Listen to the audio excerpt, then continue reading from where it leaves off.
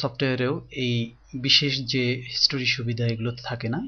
Photoshop এই দিক থেকে একেবারেই ব্যতিক্রম এবং খুবই পাওয়ারফুল একটি ফিচার সংযোজন করেছে। হিস্টোরি মূলত আনডু যে কমান্ডটি আমরা ব্যবহার করে থাকি তারই একটি বর্ধিত সংস্করণ। অর্থাৎ আমরা আনডু কমান্ডের মাধ্যমে এইমাত্র যে কাজগুলো করলাম সেটি এক বা একাধিক স্টেপ আমরা ব্যাকে চলে যেতে পারি, অর্থাৎ আনডু করে আগের অবস্থানে যেতে পারি। কিন্তু এই আনডু করে পেছনের অবস্থানে যাওয়ারও একটি লিমিটেশন রয়েছে। কোনো কোনো সফটওয়্যার 3 বার আনডু করার স্কোপ দেয়, কোনো কোনো সফটওয়্যার 10 বার 20 বার, কোনো কোনো সফটওয়্যার মেমোরিতে যতটুকু ডিফাইন করা থাকে যতগুলো স্টেপস সেই অনুযায়ী সুযোগ দেয়। ফটোশপে এই আনডুর কমান্ডটি আরও বর্ধিত করে আরও ফিচার যুক্ত করে এই হিস্টোরি যে ফিচার এটিকে উন্নত করা হয়েছে।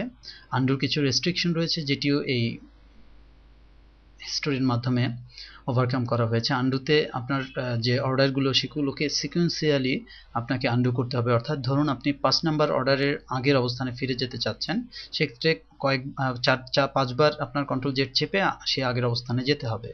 এখন আপনি যদি চান যে 5 নাম্বার অবস্থানে যেতে যাচ্ছেন বাট একদম শেষে যে কমান্ডটি প্রয়োগ করেছেন সেটিও থাকবে, এই ধরনের কিছু রেস্ট্রিকশন আপনার আনডুতে থেকে যায়।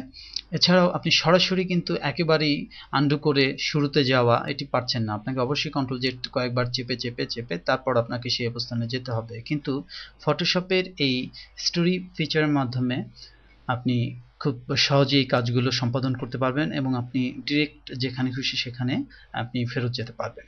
তো চলুন আমরা এই ফিচারটির সাথে পরিচিত হই। আমাদের এই উইন্ডোতে আমরা যদি লক্ষ্য করি, আমরা এখানে হিস্টোরি নামে কোনো প্যালেট দেখছি না। আমাদের এই হিস্টোরি প্যালেটকে অ্যালাইভ করতে গেলে বা আনতে হলে উইন্ডোর হিস্টোরি নামক যে মেনুটি রয়েছে সেটিকে এনাবল করতে হবে। তাহলে আমরা এখানে আমরা দেখছি যে একটি হিস্টোরি নামে প্যালেট চলে এসেছে। এবার আমি একটি ইমেজ ওপেন করেছি এবং এই ইমেজটি কপি করে আমি একটি নতুন ফটোশপ ডকুমেন্ট তৈরি করছি এবং এখানে পেস্ট করছি।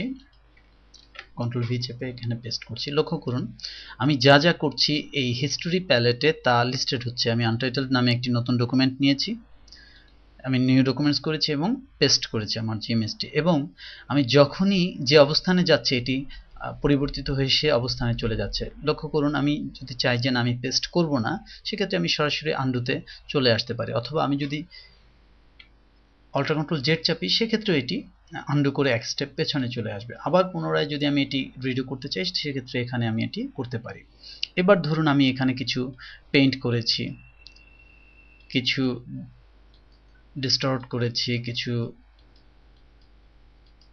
ইফেক্ট দিয়েছি, এরকম কিছু কাজ ধরুন আমি এখানে করেছি, কিছু ইরেজ করেছি। আমার প্রত্যেকটি স্টেপস কিন্তু এখানে অ্যাড হচ্ছে, প্রতিটি স্টেপেই আমি কি কি করেছি তার তালিকা রয়েছে। এখন যদি আমি সরাসরি এই পেস্ট অবস্থানে যেতে চাই, অর্থাৎ আমি ইমেজটি যখন পেস্ট করেছি লেয়ারটি সেই অবস্থানে যেতে চাই, আমি এখানে ক্লিকের মাধ্যমে সরাসরি সেখানে চলে যেতে পারবো এবং এখানে যে কমান্ডগুলো আমরা প্রয়োগ করেছি সবগুলো কমান্ড কিন্তু এখন অকার্যকর হলো। এখন আমি যদি পার্টিকুলার কোনো একটি কমান্ডকে এনাবল করতে চাই সেক্ষেত্রেও আমি সেই ইরেজার টুলসের মাধ্যমে আমি পার্টিকুলার স্টেপসগুলো পার হয়ে এখানে আসতে পারবো। তবে যেহেতু এই স্টেপসগুলোর আওতাধীন সেহেতু আমি যদি এগুলোকে মুছে দেই কোনো একটি পার্টিকুলার স্টেপ, তাহলে সেই স্টেপসটি এখান থেকে বাতিল হয়ে যাবে। যে স্টেপসটি আমি মুছে দেবো সেই স্টেপসগুলো এখান থেকে বাতিল হয়ে যাবে। তো এভাবে করে আমি যে হিস্টোরি প্যালেট আছে বা হিস্টোরি উইন্ডো অনেকে বলে থাকেন, এটি মূলত হিস্টোরি প্যালেট, এখান থেকে আমরা আমাদের যে হিস্টোরির মাধ্যমে যে আনডুর সুবিধা সেটি আমরা পেতে পারি। এবার আমরা আরও কিছু বিষয় জানব। লক্ষ্য করুন আমি চাচ্ছি প্রথমে একটি নিউ ডকুমেন্ট নিয়েছি এবং সেখানে আমি ইমেজটি পেস্ট করেছি, এটি আমার একটি স্থায়ী অবস্থান। আমি অন্তত যদি পেছনে আসতে চাই আমি এই অবস্থানে আসতে যাচ্ছি, বারবার এই অবস্থানে নয়। সেক্ষেত্রে আমি এই অবস্থানের জন্য আমি একটি স্ন্যাপশট তৈরি করে নিতে পারি। এটি হচ্ছে আমাদের যে হিস্টোরি প্যালেটে একটি স্থায়ী অবস্থান। আমি এটি ক্লিকের মাধ্যমে লক্ষ্য করুন আমার এখানে একটি স্ন্যাপশট তৈরি হয়েছে। স্ন্যাপশটের মাধ্যমেই আমি যে কোনো অবস্থানকে আমি আমার হিস্টোরি প্যালেটে ধরে রাখতে পারি। এবার আমি এই যে ইমেজটি আছে তার উপর কিছু ইফেক্ট প্রয়োগ করব, ফিল্টার প্রয়োগ করব। আমি এখানে একটি ফিল্টার প্রয়োগ, আমি এটিকে ক্রিস্টালাইজ করছি। ফর এক্সাম্পল আমি জাস্ট দেখানোর জন্য এটি ক্রিস্টালাইজ হলো। এবার এটির উপর কিছুটা আমি ব্লার ইফেক্ট দিচ্ছি, বক্স ব্লেয়ার প্রয়োগ করছি, ওকে বক্স ব্লেয়ার হলো।